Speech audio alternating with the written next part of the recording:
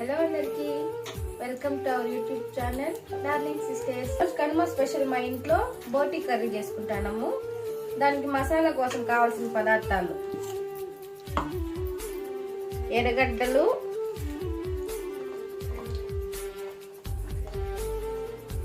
ఇవి తెల్లగడ్డలు, అల్లం, కొత్తిమీర, కొద్దిగా కొబ్బరి, దీంతోనే గసాలు, లవంగం, చెక్క, కొద్దిగా జాజికాయ వేసుకుంటే టేస్ట్ బాగుంటుంది.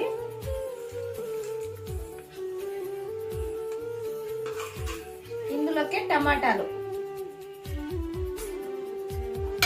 దీన్ని ఇప్పుడు మనం మిక్సీ పట్టుకుందాం.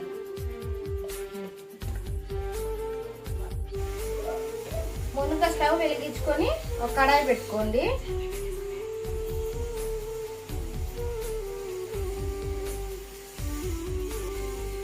పెనం హీట్ అయింది. ఇప్పుడు కొద్దిగా ఆయిల్ పట్టుకుందాం.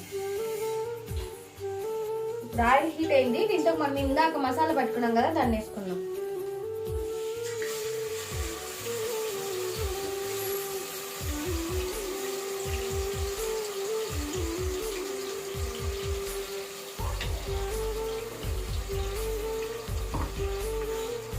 పచ్చి వాసన పోయే వరకు కలుపుకుందాం. బాగా ఆయిల్ పైకి తేలే వరకు కలుపుకోవాలి.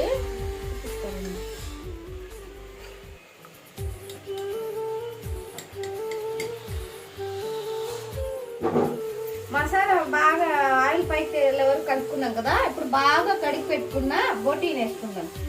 ఈ బోటీ 1.5 కేజీ తీసుకుంటే ఇంత అయిందండి. మా ఊర్లో అయితే బోటీలు కేజీ లెక్కలు ఇస్తారు. అది కేజీ 600. ఒకసారి 400 అంట.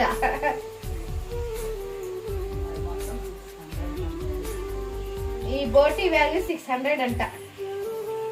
బాగా ఇట్లా బోటీ తెల్లగా నిగనిగలాడాలంటే వాష్ చేసుకునేటప్పుడు సోడా వేసుకోండి. వంట సోడా వేసి బాగా కలుపుకోండి. బాగా తెల్లగా వస్తుంది.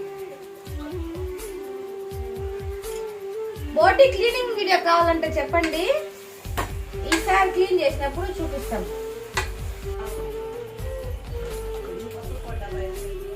రాళ్ళు ఉప్పు వేసుకోండి, టేస్ట్ బాగుంటది.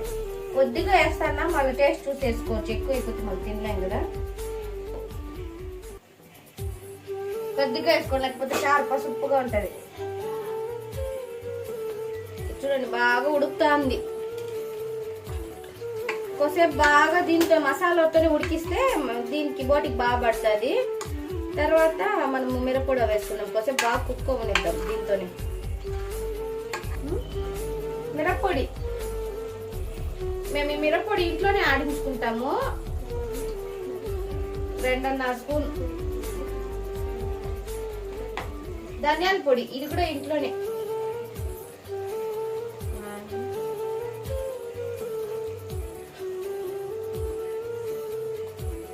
రెండున్నర మిరప్పొడి వేసినా కాబట్టి 4 వచ్చి ధనియాల పొడి వేస్తాను.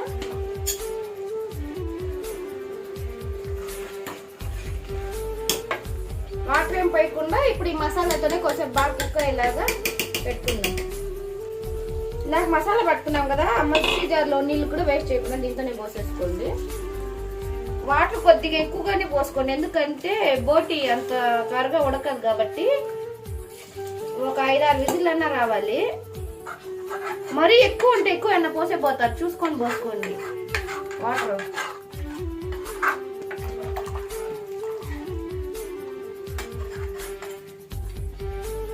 కన్సిస్టెన్సీ చూసి పోసుకోండి.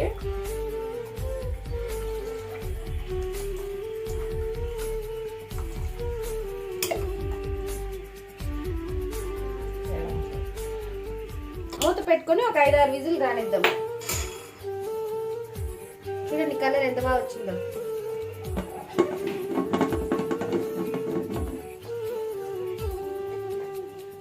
విజిల్ పెట్టుకొని ఒక 5 రానిద్దాం విజిల్స్.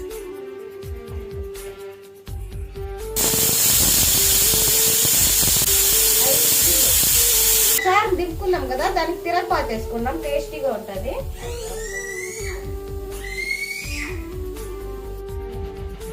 ఇప్పుడు దింపుకున్నాం కదా, దీంట్లో కొత్తిమీర వేసుకుందాం.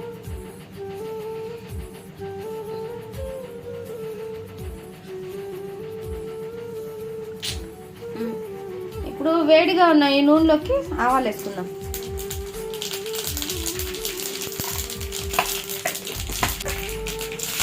కరివేపాకు ఇప్పుడు వేడిగా చారులోకి వేసేసుకుందాం.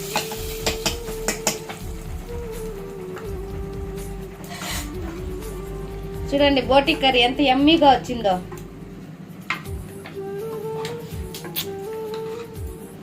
గుమ్మగుమ్మలు అట్టే వస్తున్నాయి, మీకు వస్తుందా?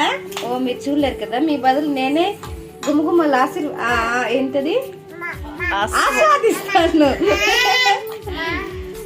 మీకు నచ్చినట్లయితే మా మోక్ష సబ్స్క్రైబ్ చేసుకోమని చెప్తాడు. లైక్ చేయండి, షేర్ చేయండి మరియు సబ్స్క్రైబ్ చేసుకోండి. Okay bye.